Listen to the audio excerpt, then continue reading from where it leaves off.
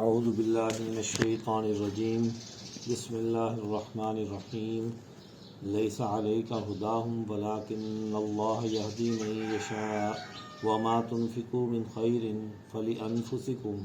وما تنفقون الا ابتغاء وجہ اللہ وما تنفقوا من خیر یوفى الیکم وانتم لا تظلمون۔ سورۃ البقرہ کی آیت 272 میں اللہ تعالیٰ فرماتے ہیں انہیں راہ پر لانا تیرے ذمہ نہیں، لیکن اللہ جسے چاہے راہ پر لاتا ہے، اور جو مال تم خرچ کرو گے اس کا نفع تمہاری جان کے لیے ہے اور اللہ ہی کی رضامندی کے لیے خرچ کرو، اور جو اچھی چیز تم خرچ کرو گے اس کا پورا اجر تمہیں دیا جائے گا اور تم پر ظلم نہیں کیا جائے گا۔ لوگوں کو ہدایت کے راستے کی دعوت دی جاتی ہے، اگر وہ اس ہدایت کے راستے کو قبول کر لیں تو اچھی بات ہے، اور اگر وہ نہیں قبول کرتے تو اس پر داعی پر کوئی ذمہ داری نہیں ہے کہ اس سے اس پر ہوگی کہ ان لوگوں نے دعوت کیوں قبول نہیں کی۔ اور البتہ اگر راہ ہدایت کی دعوت ہی نہ دی جائے یہ ایک اچھا عمل نہیں ہے۔ لوگوں کو راہ ہدایت کی طرف ضرور بلانا چاہیے، اور اسی طرح یہ بات بھی ہمیں ذہن نشین رکھنی چاہیے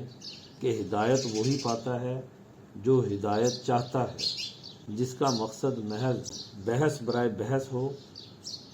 محض اپنی ذاتی چیزوں کو مسلط کرنے کی عادت ہو، علم کو مسلط کرنے کی عادت ہو، سوال برائے سوال کرنے کی عادت ہو، تو وہ ہدایت کا طالب نہیں ہوتا۔ ہدایت کا طالب اپنے لیے جہاں سے اسے ہدایت ملتی ہے اسے قبول کرتا ہے۔ اسی طرح جس طرح ایک اچھا علم دینا اور ہدایت کر دینا اہم ہے، ایسے ہی دوسری چیز اللہ کی راہ میں خرچ کرنا ہے۔ تو اس لیے یہ کہا گیا کہ یہ جو کچھ تم خرچ کرتے ہو اس کا فائدہ بھی تمہیں ہی ہے۔ سوسائٹی کے اندر جب خرچ کرنے سے وسائل جب تقسیم ہوتے ہیں تو اس سے سوسائٹی ترقی کرتی، تو وہ ترقی انسان کے گرد و پیش کے ماحول میں ہوتی، تو اس کا فائدہ بھی انسان کو ہی ہوتا ہے۔ اور دوسری بات جو خرچ کرنے میں پیش نظر رہنی چاہیے وہ اللہ کی رضامندی ہے، کہ انسان جب خرچ کرے تو اللہ کی رضامندی کا طالب ہو، دکھلاوے کے لیے خرچ نہ کرے، کسی پر احسان کرنے کے لیے خرچ نہ کرے، اور جو اچھی چیز خرچ کرو گے تو اس کا اجر بھی تمہیں ویسا ہی دیا جائے گا جیسی تم نے چیز خرچ کی، جس نیت کے ساتھ تم نے خرچ کی۔ اب اس میں ایک بات اصولی طور پر ذہن میں رکھنی چاہیے کہ ہمیں کنڈم اور نکارہ چیز کا خرچ کرنے کا اپنے ذہن میں تصور نہیں رکھنا چاہیے۔ اللہ کے راستے میں اعلیٰ چیز خرچ کرنی چاہیے۔ جیسے انسان کسی مرتبے والے کو کوئی تحفہ دیتا ہے تو اچھے سے اچھا اور اعلیٰ سے اعلیٰ تحفہ دینے کی کوشش کرتا ہے، ایسے ہی اللہ جو تمام حاکموں کا حاکم ہے، تو جب اس کی راہ میں خرچ کرو تو بہت ہی اعلیٰ چیز خرچ کرو جو تمہارے شایان شان ہو۔ اور اسی طرح ایک اور اصول جو ہمیں بتایا گیا وہ یہ کہ تم اپنے بھائی کے لیے بھی وہی چیز پسند کرو جو تم اپنے لیے پسند کرو، یعنی جب تم کسی کو دینے لگو تو تم یہ چاہو گے کہ کیا کوئی تمہیں بھی ایسی چیز دے، تو انسان کو اپنی شایان شان جو ہے وہ چیز خرچ کرنی چاہیے۔ اور جو کوئی ان چیزوں پر عمل کرتا ہے، لوگوں کو راہ ہدایت دیتا ہے، ان کے راستے اور اللہ کے راستے میں خرچ کرتا ہے، یعنی جو اللہ کے راستے کی ہدایت دیتا ہے اور اللہ کی رضامندی کی تلاش میں اللہ کی راہ میں خرچ کرتا ہے، تو ایسے لوگوں پر کبھی ظلم نہیں کیا جائے گا۔ آیت 273 میں فرمایا گیا للفقراء الذین احصروا فی سبیل اللہ لا یستطیعون ضربا فی الارض یحسبهم الجاہل اغنیاء من التعفف تعرفهم بسیماہم لا یسألون الناس الحافا وما تنفقوا من خیر فإن اللہ بہ علیم۔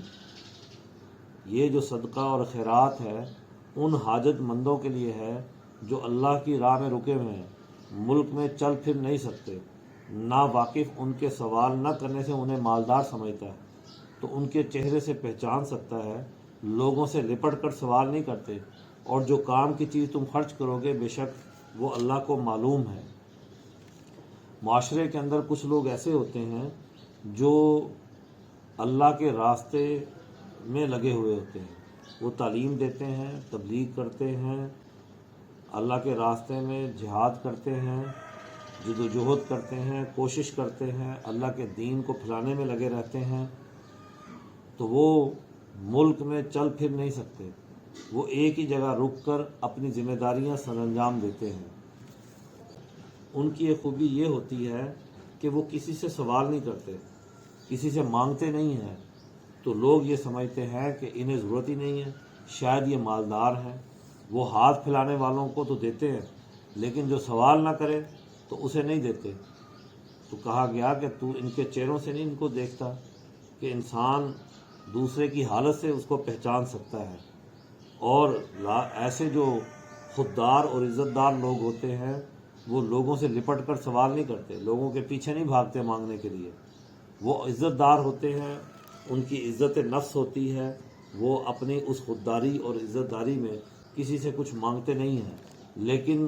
اللہ کی راہ میں وہ پوری تندہی کے ساتھ کام کرتے ہیں اور ایک جگہ بیٹھ کر ایک جگہ رک کر اللہ کے دین کو پھیلاتے ہیں۔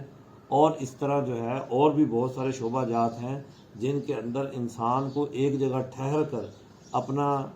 جو ہے تسلسل کے ساتھ اور پوری یکسوئی کے ساتھ کام کرنا ہوتا ہے، تو ایسے لوگ سوسائٹی کے لیے بڑی اہمیت رکھتے ہیں۔ تو کہا گیا کہ ان کے اوپر خرچ کرو، ان کو بھی دو، یہ لوگ کبھی سوال نہیں کریں گے، اور جو تم کام کی چیز ان پر خرچ کرو گے تو اللہ کو معلوم ہے کہ تم نے کس طرح کی چیز خرچ کی۔ اسی طرح جو ہے یہ حضور اکرم صلی اللہ علیہ وسلم کے جو اصحاب صفہ تھے، جنہوں نے حضور اکرم صلی اللہ علیہ وسلم کے پاس ٹھہر کر بہت اعلیٰ درجے کی تعلیم حاصل کی اور بعد میں اس تعلیم کو، دین کے ان امور کو، اس تعلیم کو معاشرے کے اندر پھیلایا، اور یہ ان کی بہت بڑی خدمت تھی، اور ان کو اس بات کی اجازت نہیں تھی کہ وہ کسی بھی حال میں ہوں، کتنے دنوں کا بھی فاقہ ہو، وہ کسی کے آگے ہاتھ مت پھیلائے، کسی سے کچھ مانگے گے نہیں۔ یہ ان کی بہت اعلیٰ درجے کی تربیت تھی۔ دین کے لیے، دین کے کام کرنے کے لیے ایسی تربیت کا ہونا ضروری ہے۔ یہ جو لوگ دین کے نام پر مانگتے ہیں ان میں سے بہت سارے لوگ تو دین فروش ہوتے ہیں کہ وہ اپنے دین کو بیچ کر اپنے لیے عالی شان چیزیں حاصل کرتے ہیں، اپنی لائف سٹائل کو بہت بہتر بناتے ہیں، اور ان کا ہدف جو ہے وہ دین کی خدمت سے زیادہ اپنے لائف سٹائل کو بہتر کرنا ہوتا ہے۔ تو اصل حقیقی چیز یہ ہے کہ یہ دین کا کام کرنے کے لیے، ہدایت کا کام کرنے کے لیے انسان کو بہت سی قربانیاں دینی پڑتی ہیں۔ الذین ينفقون اموالهم باللیل والنہار سرا وعلانیۃ فلہم اجرهم عند ربہم ولا خوف علیہم ولا هم یحزنون۔ جو لوگ اپنے مال اللہ کی راہ میں رات اور دن کو چھپا کر اور ظاہر خرچ کرتے ہیں تو ان کے لیے اپنے رب کے ہاں ثواب ہے، ان پر کوئی ڈر ہے نہ وہ غمگین ہوں گے۔ آیت نمبر 274 سے اس طرف بھی توجہ دلائی گئی۔ دیکھیں، دو طرح کی چیزیں ہیں۔ ایک چیز یہ ہے کہ انسان کے پاس علم ہے، وہ علم کو خرچ کرے، علم کو دوسرے لوگوں کے اندر منتقل کرے پورے توجہ اور یکسوئی کے ساتھ۔ اسی طرح کسی کے اندر مال کمانے کی صلاحیت ہے تو ان سے کہا گیا کہ وہ اپنے مال کو خرچ کرے اللہ کی راہ میں، رات کو بھی اور دن کو بھی، چھپا کر بھی اور ظاہر کر کے بھی۔ تو یہ ان کی خوبی ہے، جیسے علم والوں کی خوبی ہے، دین کا کام کرنے والوں کی خوبی ہے، سائنس اور ٹیکنالوجی کا کام کرنے والوں کی خوبی ہے کہ وہ اپنے نالج سے، اپنے علم سے، اپنی ایجادات سے معاشرے کو فائدہ دیتے ہیں۔ تو ایسے ہی کسی کے پاس مال و دولت ہے تو وہ اپنے مال و دولت سے بھی لوگوں کو فائدہ دے سکتا ہے۔ اب یہ لوگ جو اللہ کی راہ میں کام کرتے ہیں، معاشرے کی فلاح کا کام کرتے ہیں، معاشرے کو علم دیتے ہیں، معاشرے کو اپنی ایجادات دیتے ہیں، معاشرے کے لیے سہولتیں پیدا کرتے ہیں، جیسے ان کا درجہ ہے، اور ایک اور شخص ہے جس کو مال کمانے کی صلاحیت جس کے پاس ہے، تو وہ اپنے جو اس نے مال کمایا اس سے ان لوگوں کی خدمت کرتا ہے، تو اس کا درجہ بھی انہی دیندار لوگوں کی طرح ہو جاتا ہے۔